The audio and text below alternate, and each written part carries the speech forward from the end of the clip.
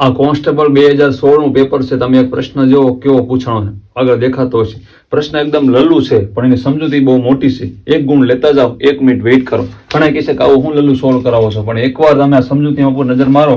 સમજૂતી કેવડી મોટી આપી છે. સમજૂતી: ભારતમાં રાજ્યપાલ એ રાજ્યના બંધારણીય વડા છે. રાજ્યના બંધારણીય વડા છે, બરોબર. દેશના બંધારણીય વડા કોણ હોય? રાષ્ટ્રપતિ હોય છે. તેમની ભૂમિકા અને સત્તાઓ કેન્દ્ર સ્તરે ભારતના રાષ્ટ્રપતિ જેવી જ હોય છે. રાજ્ય સ્તરે રાજ્યપાલની સત્તાઓ કેવી હોય? આપણે જે રાષ્ટ્રપતિની કેન્દ્ર સ્તરે કેવી એવી રાજ્યમાં રાજ્યપાલની હોય.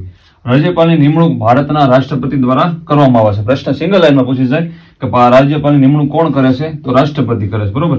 ભારતીય બંધારણ ભાગ 6 માં અનુચ્છેદ 153 થી અનુચ્છેદ 167 સુધી રાજ્યની કારોબારી અને રાજ્યપાલના પદ અંગેની ઉલ્લેખ કર્યો છે.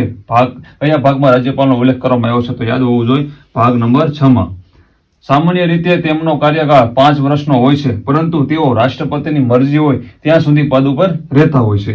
રાજ્યપાલના સત્તાવાર નિવાસસ્થાનને રાજભવન કહેવામાં આવે છે. રાજભવન કહેવામાં આવે છે એમના નિવાસસ્થાનને. કેન્દ્રશાસિત પ્રદેશના વડાને લેફ્ટનન્ટ ગવર્નર અથવા પ્રશાસક તરીકે ઓળખવામાં આવે છે. વર્તમાન રાજ્યપાલ આચાર્ય દેવવ્રત છે. હાલના રાજ્યપાલ આપણા ગુજરાતના કોણ છે? આચાર્ય દેવવ્રત છે. ગુજરાતના 24માં રાજ્યપાલ છે. કેટલામાં છે?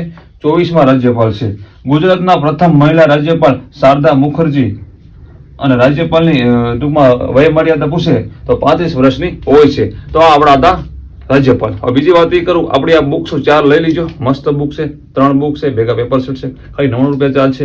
આમાં જે બંધારણની બુક રહી ને એ નેક્સ્ટ લેવલની છે. એકવાર તમે લ્યો, ખાલી 115 પેજ છે, પણ તમારું કોરું માખણ ટૂંકા સમયમાં કોન્સ્ટેબલમાં સારા માર્ક કવર કરે. 5 મુદ્દા છે ને આપણે બંધારણ અહીંયામાં કવર. ચાર્જ મારી લો 99 રૂપિયા છે. 99 ની 4 બુક. વોટ્સઅપ નંબર દેખાય છે, મેસેજ કરો, લઈ લો. જય માતાજી.